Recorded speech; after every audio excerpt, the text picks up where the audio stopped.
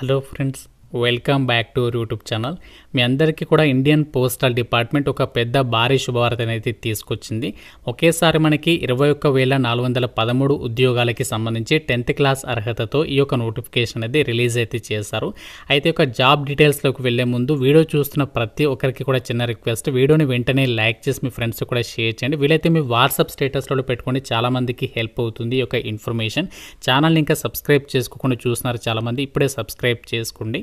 Indian postal department నుంచి మనకి అఫీషియల్గా ఈ యొక్క జీడీఎస్ ఉద్యోగాలకి సంబంధించి మనకి ఒకేసారి 21,413 పోస్టులకి సంబంధించినటువంటి నోటిఫికేషన్ అనేది రావడం అయితే జరిగింది. ఈ పోస్టులకి సంబంధించి ఆంధ్రప్రదేశ్ అండ్ అలాగే తెలంగాణలో కూడా మనకి భారీ సంఖ్యలో ఖాళీలు అయితే ఉన్నాయి. మార్చి 3 లోపు ఈ ఉద్యోగాలకి సంబంధించి మనము ఆన్లైన్లో అప్లికేషన్స్ అనేవి సబ్మిషన్ అనేది చేసుకోవచ్చు. మీ సొంత జిల్లాలో మీ సొంత జిల్లాకి దగ్గరలోనే మనకి పోస్టింగ్ అనేది కల్పిస్తున్నారు. ఈ వీడియోలో మీకు కంప్లీట్ నోటిఫికేషన్కి సంబంధించి అన్ని డీటెయిల్స్ అయితే చెప్తాను. ఏ ఒక్క పాయింట్ కూడా మీకు మిస్ చేయను. వీడియో కంప్లీట్గా చూస్తే మీకు మీ డౌట్స్ అన్ని కూడా క్లియర్ అయితే అవుతాయి.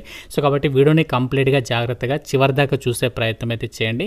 అయితే ఒక జీడీఎస్ రిక్రూట్మెంట్కి సంబంధించి మనము అప్లై చేసుకోవాలి అంటే 10th క్లాస్లో ఎన్ని మార్క్స్ రావాలి, సో ఎన్ని మార్క్స్ ఉంటే మనము అప్లికేషన్ చేసుకోవచ్చు, సెలక్షన్ ప్రాసెస్ అసలు ఎలా జరుగుతుంది, ఇలా అన్ని డీటెయిల్స్ని అయితే కవర్ చేస్తాను. కాబట్టి వీడియోని లాస్ట్ వరకు అయితే చూడండి. ఒక ఇండియన్ పోస్టల్ డిపార్ట్మెంట్ నుంచి రిలీజ్ అయినటువంటి ఒక ఉద్యోగాలకి సంబంధించినటువంటి వేకెన్సీస్ డీటెయిల్స్ కనుక పరిశీలించినట్లయితే టోటల్గా మనకి 21,413 వేకెన్సీస్ అనేవి రిక్రూట్మెంట్ చేస్తున్నారు. ఆల్ ఓవర్ ఇండియా వైడ్గా మనకి ఖాళీలు అయితే ఉన్నాయి. ఆంధ్రప్రదేశ్కి సంబంధించి టోటల్గా 1,215 వేకెన్సీస్ ఉన్నాయి. ఇందులో మనకి క్యాస్ట్ వర్గా ఇక్కడ వేకెన్సీస్ అనేవి ఇచ్చారు. ఈ జాబ్స్కి మీరు అప్లై చేసుకోవాలి అంటే తెలుగు చదవడం రాయడం అనేది రావాలి. తెలుగు చదవడం రాయడం మాట్లాడడం అనేది వచ్చినటువంటి క్యాండిడేట్స్ ఇక్కడ ఈ జాబ్స్కి సంబంధించి అప్లై చేసుకోవచ్చు. అంటే మన తెలుగు స్టేట్స్కి సంబంధించి మీరు అప్లై చేసుకోవాలి అంటే తెలుగు అనేది కంపల్సరీగా రావాలి. ఇక్కడ నోటిఫికేషన్లో కూడా లాంగ్వేజ్ నేమ్ అనేది క్లియర్గా ఇచ్చారు. సో మీకు ఒకవేళ హిందీ కనుక వస్తే మన స్టేట్ కాకుండా వేరే స్టేట్కి కూడా అప్లికేషన్ పెట్టుకోవచ్చు. కాకుంటే ఇక్కడ మనము ఏదైనా ఒక స్టేట్కి సంబంధించి మాత్రమే అప్లికేషన్ పెట్టుకోవచ్చు. మల్టిపుల్ స్టేట్కి సంబంధించి మల్టిపుల్ అప్లికేషన్ చేసుకోవడానికి ఛాన్స్ అనేది లేదు. ఇక్కడ మనకి ఆంధ్రప్రదేశ్ స్టేట్కి సంబంధించి వేకెన్సీస్ చూసినట్లయితే ఇక్కడ యూఆర్ అంటే జనరల్ అంటే ఓపెన్ కేటగిరీ అనమాట 553 ఉన్నాయి. అలాగే బీసీ అభ్యర్థులకి సంబంధించి 239, ఎస్సీ వాళ్ళకి సంబంధించి 157, ఎస్టీలో వచ్చేసి 63, ఈడబ్ల్యూఎస్ 159, పీడబ్ల్యూడీ ఏ కేటగిరీలో 7, బి కేటగిరీలో 14, సి కేటగిరీలో 22, డిఈ కేటగిరీలో 1. ఈ విధంగా మనకి ఇక్కడ వేకెన్సీస్ అనేవి కేటాయించారు. తెలంగాణ స్టేట్కి సంబంధించి చూసినట్లయితే టోటల్గా 519 వేకెన్సీస్ ఉన్నాయి. ఇక్కడ క్యాస్ట్ వర్గా కూడా వేకెన్సీస్ అనేవి ఇవ్వడం అనేది జరిగింది. సో ఆల్ ఓవర్ ఇండియా వైడ్గా ఇక్కడ వేకెన్సీస్ అనేవి రిక్రూట్మెంట్ చేస్తున్నారు. గతంలో పోలిస్తే అంటే మనకి 2024 ఇయర్తో కంపేర్ చేస్తే వేకెన్సీస్ అనేవి తగ్గాయి అని చెప్పేసి ఎవరు కూడా అనుకోవద్దు. ఎందుకంటే మనకి ఇది షెడ్యూల్ 1 నోటిఫికేషన్, అంటే ఇది మొదటి నోటిఫికేషన్ అనమాట. ఈ సంవత్సరానికి సంబంధించి మరొక నోటిఫికేషన్ కూడా ఈ సంవత్సరంలో అయితే రాబోతుంది. అది మనకి జూలై మంత్లో అయితే రాబోతుంది. సో జూలై ఎండింగ్లో అయితే మరొక నోటిఫికేషన్ అయితే వస్తుంది పోస్టల్ డిపార్ట్మెంట్ నుంచి జీడీఎస్ ఉద్యోగాలకి సంబంధించి. ఇప్పుడు మనకి ఏదైతే 21,000కి పైగా వేకెన్సీస్తో వచ్చిందో అప్పుడు కూడా దాదాపుగా 20,000కి పైగా వేకెన్సీస్తో మరొక నోటిఫికేషన్ అయితే రాబోతుంది. ఇప్పుడు మనం ఇక్కడ క్యాస్ట్ వర్గా వేకెన్సీస్ అనేవి ఇవ్వడం అనేది జరిగింది. మీరు ఇక్కడ తెలుగులో లోకల్ లాంగ్వేజ్ వస్తే మన స్టేట్కి అయితే అప్లై చేసుకోవచ్చు. లేదు మీకు వేరే లాంగ్వేజ్ వస్తే మన స్టేట్ కాకుండా వేరే స్టేట్లో ఎక్కువ పోస్ట్ ఉంటే ఆ స్టేట్కి సంబంధించి అప్లికేషన్ చేసుకోవడానికి ఛాన్స్ అనేది ఉంటుందన్నమాట. ఎందుకంటే మనకి ఇవన్నీ కూడా సెంట్రల్ జాబ్స్ కాబట్టి అందరికీ కూడా ఈక్వల్ ఆపర్చునిటీ అనేది ఉంటుంది. మీరు ఏ స్టేట్ వారైనా సరే అందరికీ కూడా ఈక్వల్ ఛాన్సెస్ అయితే ఉంటాయి కాబట్టి ఎవరు కూడా మిస్ చేసుకోకండి. జాబ్స్కి సంబంధించి అప్లికేషన్ ప్రాసెస్కి సంబంధించి ఇంపార్టెంట్ డేట్స్ విషయానికి వచ్చినట్లయితే ఆల్రెడీ మనకి అప్లికేషన్ ప్రాసెస్ 10th ఫిబ్రవరి నుంచి అయితే స్టార్ట్ అయింది. మార్చి 3 లోపు యొక్క జాబ్స్కి అయితే అప్లై చేయాలి. ఆల్రెడీ నేను అప్లికేషన్ ప్రాసెస్ వీడియో చేస్తాను. ఇంకా చూడని వారు ఇక్కడ మీకు పైన కార్డ్స్లో ఇస్తున్నాను, చూడని వారు ఇక్కడ లింక్ పైన క్లిక్ చేసి చూడండి. అలాగే మన ఛానల్ వీడియోస్లో కూడా ఉంటుంది. అలాగే ఇక్కడ ఎడిట్ ఆప్షన్, అంటే మీరు ఈ జాబ్స్కి సంబంధించి అప్లై చేసిన తర్వాత అప్లికేషన్ ప్రాసెస్లో ఏదైనా మిస్టేక్స్ చేస్తే ఎడిట్ చేసుకోవడానికి కూడా ఛాన్స్ అనేది ఇవ్వబోతున్నారు. అది మనకి మార్చి 6 నుంచి మార్చి 8 వరకు అయితే టైం అనేది ఉంటుందన్నమాట. ఈ జాబ్స్కి సంబంధించి ఎవరు అప్లై చేసుకోవచ్చు అంటే మీరు ఆంధ్ర వాళ్ళైనా తెలంగాణ అయినా మీరు ఏ స్టేట్ వాళ్ళైనా సరే మేల్ అండ్ ఫీమేల్ అందరికీ కూడా అప్లై చేసుకోవడానికి ఛాన్స్ అనేది కల్పిస్తున్నారు. ఈ నోటిఫికేషన్ ద్వారా వీళ్ళు ఏమేమి ఉద్యోగాల్ని భర్తీ చేస్తున్నారంటే బ్రాంచ్ పోస్ట్ మాస్టర్స్ అంటే బీపీఎం, అలాగే ఏబీపీఎం, అలాగే డాక్ సేవకి సంబంధించినటువంటి జాబ్స్ అనేవి రిక్రూట్మెంట్ చేస్తున్నారు ఈ యొక్క పోస్టల్ జాబ్స్కి సంబంధించిన నోటిఫికేషన్ ద్వారా. ఈ బీపీఎం పోస్టులకి మీరు సెలెక్ట్ అయినట్లయితే మీరు డే టు డే లైఫ్లో పోస్టల్ ఆఫీసెస్ ఏవైతే ఉంటాయో వాటిలో మనము postal operations like Indian post payments బ్యాంక్కి సంబంధించవచ్చు, పోస్ట్ ఆఫీసులో నార్మల్గా అసిస్టెంట్ లెవెల్ డ్యూటీస్ ఏవైతే ఉంటాయో ఆ అసిస్టెంట్ లెవెల్ డ్యూటీస్ అనేవి మనము నిర్వర్తించడము, అలాగే పోస్టల్ శాఖకి సంబంధించి ప్రోడక్ట్స్ అండ్ సర్వీసెస్ పరంగా మార్కెటింగ్ అండ్ ప్రమోషన్స్ చూసుకోవడము. ఈ విధంగా వాళ్ళు హైయర్ ఆఫీసర్స్ ఏదైనా వర్క్ అనేది అసైన్ చేస్తే ఆ డ్యూటీస్ అనేవి మీరు పర్ఫామ్ చేయాల్సి అయితే ఉంటుంది. అలాగే ఏబిపిఎం పోస్టులకి సెలెక్ట్ అయిన వాళ్ళు ఏంటంటే బీపీఎం వాళ్ళకి అసిస్టెంట్గా ఉండాలి. అంటే వాళ్ళకి సంబంధించి ఏదైనా వర్క్ విషయంలో హెల్ప్ చేయడం అవ్వచ్చు, అలాగే స్టేషనరీ ఐటమ్స్, స్టాంప్స్ వీటికి సంబంధించి వాటిని సేల్ చేయడము, అలాగే మెయిల్స్ని డెలివరీ చేయడము, ఈ యొక్క డ్యూటీస్ అనేవి చేయాల్సి ఉంటుంది. ఏబిపిఎంకి సంబంధించి అలాగే డాక్ సేవకి సంబంధించి డ్యూటీస్ అనేవి ఒకే విధంగా అయితే ఉంటాయి. అలాగే ఇక్కడ అమ్మాయిలు ఏ పోస్ట్కి ప్రిఫరెన్స్ పెట్టాలి అంటే బీపీఎం అయితే బాగుంటుంది అమ్మాయిలకి, ఎందుకంటే మనకి ఓన్లీ ఆఫీస్ వర్క్ లోపల ఉంటుంది.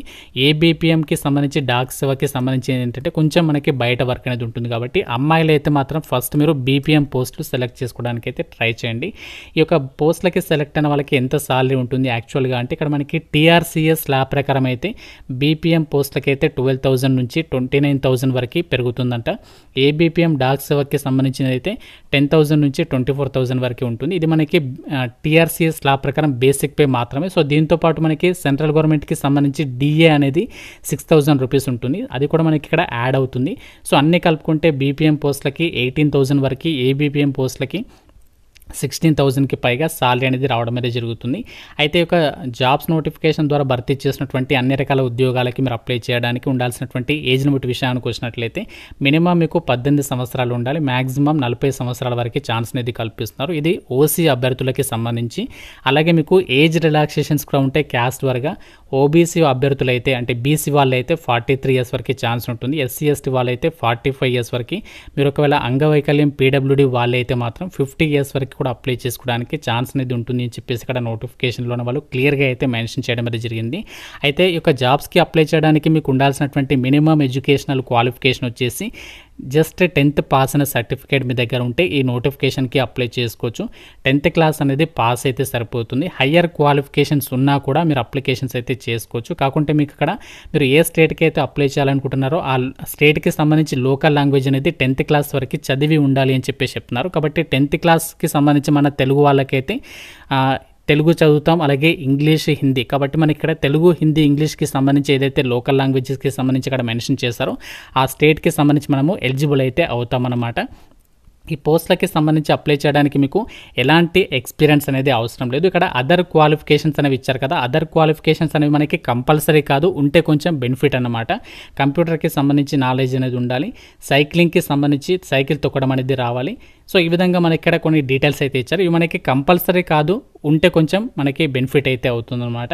సో చాలామంది కంప్యూటర్ సర్టిఫికేట్ ఉండాలా అని చెప్పేసి కూడా డౌట్స్ అడుగుతారు. కంప్యూటర్ సర్టిఫికేట్ అనేది అవసరం లేదు, జస్ట్ బేసిక్ కంప్యూటర్ నాలెడ్జ్ ఉండాలి, సైకిల్ తొక్కడం రావాలి ఈ అల్లెట్ రోజుల్లో. సో చాలామందికి ఈ స్కిల్స్ అనేవి ఉంటాయి కాబట్టి పెద్ద టెన్షన్ పడాల్సినటువంటి అవసరం అయితే లేదు. ఈ యొక్క జాబ్స్కి సంబంధించి మనకి ఏ విధంగా అప్లై చేయాలంటే అప్లికేషన్ ప్రాసెస్ ఆల్రెడీ చేస్తాను, మన ఛానల్ ఒకసారి చెక్ చేయండి. సో చాలామంది అడుగుతున్నటువంటి ప్రాసెస్ ఏంటి అంటే, అసలు డౌట్ ఏంటి అంటే మనకి సెలక్షన్ ప్రాసెస్ గురించి. సో సెలక్షన్ ప్రాసెసెస్ అనేది ఎలా జరుగుతుంది? సో మనకి ఎవరైతే ఇక జీడీఎస్ రిక్రూట్మెంట్కి సంబంధించి ఆన్లైన్లో అప్లికేషన్ పెడతారో సిస్టమ్ జనరేటెడ్ మెరిట్ లిస్ట్ ప్రకారం అభ్యర్థులను అయితే షార్ట్ లిస్ట్ చేస్తారు. ఎలాంటి ఎగ్జామ్ అనేది ఉండదు ఈ ఉద్యోగాలకి సంబంధించి. సిస్టమ్ జనరేటెడ్ మెరిట్ లిస్ట్ అంటే ఏంటంటే ఇక్కడ ఈ జాబ్స్కి సంబంధించి జస్ట్ 10th క్లాస్లో వచ్చినటువంటి మార్క్స్ని బేస్ చేసుకొని మెరిట్ అనేది తీస్తారు. ఆ మెరిట్ లిస్ట్లో వచ్చినటువంటి క్యాండిడేట్స్కి డైరెక్ట్గా డాక్యుమెంట్ వెరిఫికేషన్ చేసేసి ఒక వేకెన్సీస్కి అయితే ఎంపిక చేయడం అనేది జరుగుతుంది. సో 10th క్లాస్లో వచ్చినటువంటి మార్క్స్ ప్రకారమే ఈ యొక్క జాబ్స్కి సంబంధించి కంప్లీట్ సెలక్షన్ అనేది ఉంటుంది. అయితే మీకు ఒక డౌట్ రావచ్చు, ఇద్దరు క్యాండిడేట్స్కి కనుక సేమ్ మార్క్స్ వస్తే అప్పుడు సెలక్షన్ అనేది ఎలా చేస్తారంటే ఇక్కడ మనకి ప్రిఫరెన్సెస్ ఆర్డర్ అనేది నోటిఫికేషన్లో క్లియర్గా ఇచ్చారు. ఈ ప్రిఫరెన్సెస్ ఆర్డర్ అనేది పోస్టల్ డిపార్ట్మెంట్ వాళ్ళు సిస్టంలో జనరేటెడ్ పెట్టి ఉంటారు. దాన్ని బేస్ చేసుకొని అక్కడ సిస్టమ్ అనేది ఈ యొక్క ప్రిఫరెన్సెస్ ఆర్డర్ని ఫాలో అయ్యే మెరిట్ లిస్ట్ అనేది తీస్తుందన్నమాట. ఒకవేళ ఇద్దరు క్యాండిడేట్స్కి కనుక సేమ్ మార్క్స్ వస్తే 10 పాయింట్స్ వస్తే అందులో ఎవరికి ప్రిఫరెన్స్ ఇస్తారంటే ఎక్కువ ఏజ్ ఎవరికైతే ఉంటుందో వాళ్ళకి ఫస్ట్ ప్రిఫరెన్స్ ఇస్తారు. ఒకవేళ ఇద్దరు క్యాండిడేట్స్కి సేమ్ మార్క్స్ ఉండి సేమ్ ఏజ్ కనుక ఉన్నట్లయితే అప్పుడు ఏంటంటే ఎస్టీ వాళ్ళకి ప్రిఫరెన్స్ ఇస్తారు, తర్వాత ఎస్సీ, తర్వాత ఓబీసీ ఫీమేల్, తర్వాత ఈడబ్ల్యూఎస్ ఫీమేల్. సో ఈ విధంగా ప్రిఫరెన్సెస్ ఆర్డర్ అనేది ఫాలో అయ్యి ఈ యొక్క రిక్రూట్మెంట్కి సంబంధించి సెలక్షన్ మెరిట్ లిస్ట్ అనేది తీయడం అయితే జరుగుతుంది. ఈ జాబ్స్కి అప్లై చేయడానికి మీకు ఎలాంటి కంప్యూటర్ సర్టిఫికేట్ అవసరం లేదు, క్యాస్ట్ సర్టిఫికేట్ అవసరం లేదు, 10th మెమో అనేది అవసరం లేదు. జస్ట్ మనకి ఎంట్రీ చేయడానికి మాత్రమే అవసరం అవుతాయి. ఇక్కడ మీరు అప్లోడ్ చేయాల్సినటువంటి డాక్యుమెంట్స్ విషయానికి వచ్చినట్లయితే ఫోటోగ్రాఫ్, సిగ్నేచర్ ఈ 2 డాక్యుమెంట్స్ని మాత్రమే మనము అప్లోడ్ అయితే చేస్తాము. సో మిగతావన్నీ కూడా ఏంటంటే జస్ట్ డీటెయిల్స్ అనేవి చూడడానికి, ఎంట్రీ చేయడానికి మాత్రమే మిగతావన్నీ కావాలన్నమాట. సో ఇక జాబ్స్కి సంబంధించి మీరు ఇక్కడ అప్లై చేసేటప్పుడు ఏమేమి ఇన్స్ట్రక్షన్స్ని పాటించాలి అన్నీ కూడా మీరు ఇక్కడ నోటిఫికేషన్లో అయితే చెక్ చేసుకోవచ్చు. అప్లై చేయడానికి ఫీజుకి సంబంధించి డీటెయిల్స్ చూసినట్లయితే ఎస్సీ, ఎస్టీ వాళ్ళు, పీడబ్ల్యూడీ వాళ్ళు, ఆల్ ఫీమేల్ క్యాండిడేట్స్ అంటే అందరి అమ్మాయిలకి ఫీ అనేది లేదు. సో మిగతా అభ్యర్థులు మాత్రమే 100 రూపీస్ అప్లికేషన్ ఫీజు అనేది మీరు ఆన్లైన్లో పే చేయాలి. ఫోటోగ్రాఫ్ సైజ్ వచ్చేసి 50 KB లోపు ఉండాలి. సిగ్నేచర్ సైజ్ వచ్చేసి 20 KB లోపు ఉండాలి. ఫైల్ సైజ్ అనేది జేపీఈజీ లేదా జేపీజీ ఫార్మాట్ మీరు స్కాన్ చేసుకొని రెడీగా పెట్టుకున్నట్లయితే సో మీకు అప్లై చేసేటప్పుడు ఈజీగా అయితే అవుతుంది అప్లికేషన్ చేయడానికి సంబంధించి. చాలామందికి ఉన్నటువంటి డౌట్ ఏంటి అంటే ఒక పోస్టల్ జీడీఎస్ రిక్రూట్మెంట్కి అప్లై చేయడానికి 10th క్లాస్లో ఎన్ని మార్క్స్ ఉంటే మనము అప్లికేషన్ చేసుకోవచ్చు అని చెప్పేసి అడుగుతున్నారు. సో దానికంటే ముందు ఇక్కడ లోకల్ లాంగ్వేజ్కి సంబంధించి చూడండి, నోటిఫికేషన్లో ఇచ్చారు. ఆంధ్రప్రదేశ్ అండ్ తెలంగాణకి సంబంధించి లోకల్ లాంగ్వేజ్ ఏంటి అంటే తెలుగు కాబట్టి సో ఆంధ్రప్రదేశ్ అభ్యర్థులు తెలంగాణకి అప్లికేషన్ చేసుకోవచ్చు, తెలంగాణ అభ్యర్థులు ఆంధ్రప్రదేశ్కి కూడా. అంటే మనకి ఇక్కడ ఏదైనా మీరు ఏ స్టేట్కైనా అప్లై చేసుకోవచ్చు. పర్టికులర్గా మేము మా స్టేట్కి అప్లికేషన్ పెట్టుకోవాలనేది అలా ఏమీ లేదు. ఇంకోటి ఏంటంటే ఇక్కడ మీరు ఒకవేళ హిందీ వస్తే మన స్టేట్ కాకుండా మీరు ఇక్కడ బీహార్ కానీ, ఛత్తీస్గఢ్ కానీ మీకు నచ్చినటువంటి స్టేట్కి అయితే అప్లికేషన్ పెట్టుకోవచ్చు అనమాట. అంటే మనకి ఏదైనా ఒక స్టేట్కి మాత్రమే అప్లై చేసుకోవచ్చు. కాకుంటే మీరు ఇక్కడ క్లియర్గా ఒకసారి అనాలిసిస్ చేసుకొని మీరు ఎక్కడ కాంపిటీషన్ అనేది తక్కువగా ఉంటుంది, ప్రీవియస్ రిక్రూట్మెంట్కి సంబంధించి కట్ ఆఫ్ అనేది ఒకసారి చెక్ చేయండి. నేను ఆల్రెడీ ప్రీవియస్గా వీడియో కూడా పెట్టాను కంప్లీట్గా ఎలా మనము అనాలిసిస్ చేసుకోవాలి, సో ఎక్కడ అప్లికేషన్ చేసుకుంటే బాగుంటుందో ఆల్రెడీ వీడియో చేశాను, చూస్తే మీకు క్లారిటీ అనేది వస్తుంది. అయితే ఒక జాబ్స్కి సంబంధించి ఎన్ని మార్క్స్ వస్తే మనము అప్లికేషన్ చేసుకోవాలి ఈ సంవత్సరం అంటే మినిమం మీరు 10th క్లాస్లో 90% అబౌవ్ ఎవరికైతే ఉంటాయో సో వాళ్ళ అప్లికేషన్ పెట్టుకోవడానికి అయితే ట్రై చేయండి. అందుకంటే తక్కువ ఉన్నవారు కూడా ఫీల్ అయినటువంటి క్యాండిడేట్స్ మాత్రం డెఫినెట్గా ట్రై చేయండి. ట్రై చేయడంలో అయితే తప్పలేదు.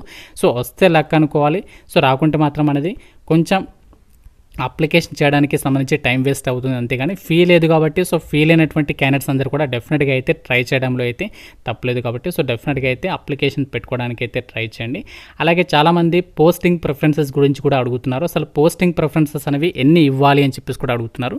సో పోస్టింగ్ ప్రిఫరెన్సెస్ అనేవి మీరు ఏదైతే డివిజన్ సెలెక్ట్ చేసుకుంటారో ఆ డివిజన్లో ఎన్ని పోస్టులు ఉంటే అన్ని పోస్టులకి సంబంధించి మీరు అక్కడ సీరియల్ నెంబర్ 1 నుంచి అక్కడ ఎన్ని పోస్టులు ఉంటే ఒకవేళ 45 పోస్టులు ఉంటే 45 నెంబర్ వరకు కూడా అక్కడ మీరు డిజిట్ అనేది ఎంట్రీ చేస్తూ ఉండాలి నెక్స్ట్ పేజెస్లలో కూడా.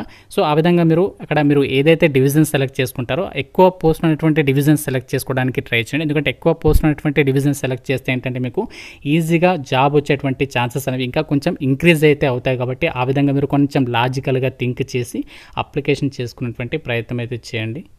అలాగే చాలామంది స్టూడెంట్స్కి ఉన్నటువంటి డౌట్ ఏంటి అంటే కరోనా బ్యాచ్ వాళ్ళకి ఛాన్స్ లేదా అని చెప్పేసి చాలామంది అయితే అడుగుతున్నారు. సో ఎవరైనా సరే అప్లై చేసుకోవచ్చు. మీకు మినిమం ఏజ్ 18 నుంచి మ్యాక్సిమం 40 ఇయర్స్ లోపు ఎవరైతే ఏజ్ ఉందో 10th క్లాస్ పాస్ అయిన వాళ్ళు అందరికీ కూడా అప్లై చేసుకోవడానికి ఛాన్స్ అనేది ఉంది.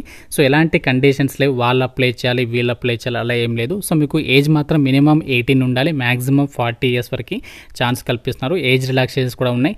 10th పాస్ అయిన సర్టిఫికేట్ ఉంటే సరిపోతుంది. అందరికీ కూడా ఛాన్స్ అనేది కల్పిస్తున్నారు.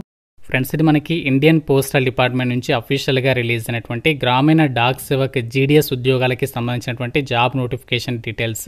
అయితే ఒక పోస్టులకి సంబంధించి మీరు అప్లై చేసేటప్పుడు మీరు ఏ డివిజన్లో ఎక్కువ ఖాళీలు ఉన్నాయో ఆ డివిజన్ని సెలెక్ట్ చేసుకోవడానికి ట్రై చేయండి. అది ఎలా తెలుస్తుందంటే మీరు నోటిఫికేషన్ ఫస్ట్ పేజ్లో స్టేట్ అనేది అంటే సర్కిల్ సెలెక్ట్ చేసుకున్న తర్వాత మీరు ఏ డివిజన్కి అయితే అప్లై చేయాలనుకుంటున్నారో ఆ డివిజన్ అనేది ఈ విధంగా సెలెక్ట్ చేసుకున్న తర్వాత వ్యూ పోస్ట్ పైన క్లిక్ చేస్తే మనకి ఇక్కడ టోటల్ నెంబర్ ఆఫ్ వేకెన్సీస్ అనేవి చూపిస్తుంది. ఆ విధంగా మనకి అక్కడ ఎక్కువ పోస్టులు అనేవి ఏ డివిజన్లో ఉంటాయో ఆ డివిజన్కి కనుక మీరు అప్లికేషన్స్ పెట్టినట్లయితే సో డెఫినెట్గా జాబ్ రావడానికి సంబంధించి ఛాన్సెస్ అనేవి ఇంకా ఇంక్రీజ్ అవుతాయి. కాబట్టి ఆ విధంగా చూసుకొని అప్లికేషన్స్ అయితే పెట్టుకోండి. సో మీకు అన్ని డీటెయిల్స్ అనేవి కవర్ చేశానని అనుకుంటున్నాను. అలాగే మీకు రిజల్ట్స్ డేట్ కూడా చెప్తున్నాను ఇదే వీడియోలో. మార్చ్ ఎండింగ్లో మనకి రిజల్ట్స్ అనేవి డిక్లేర్ అయితే చేయబోతున్నారు. మీకు ఫర్దర్గా ఎలాంటి చిన్న అప్డేట్ వచ్చినా ఈ రిక్రూట్మెంట్కి సంబంధించి మీకు మళ్ళీ వీడియోస్ అయితే చేస్తాను. ఇంకోటి ఏంటంటే మీకు ఫర్దర్గా నెక్స్ట్ వీడియోలో ఏంటంటే ఏ సర్కిల్కి అప్లికేషన్ చేసుకోవాలి డీటెయిల్ అనాలిసిస్ అయితే చేసి మీకు మరొక వీడియో కూడా చేస్తాను. సో ఇది మనకి ఒక జీడీఎస్ రిక్రూట్మెంట్కి సంబంధించిన డీటెయిల్స్. ఇంకా మీకు ఏమైనా డౌట్ ఉన్నా సరే నాకు కామెంట్ రూపంలో అడగండి. ప్రతి ఒక్కరు కూడా లైక్ చేసి ఒక వీడియోని మీ ఫ్రెండ్స్కి అయితే డెఫినెట్గా అయితే షేర్ చేయండి. మీ వాట్సాప్ స్టేటస్లో పెట్టుకోండి, చాలామందికి హెల్ప్ అవుతుంది. ఛానల్ని సబ్స్క్రైబ్ చేసుకోండి. Thank you so much guys.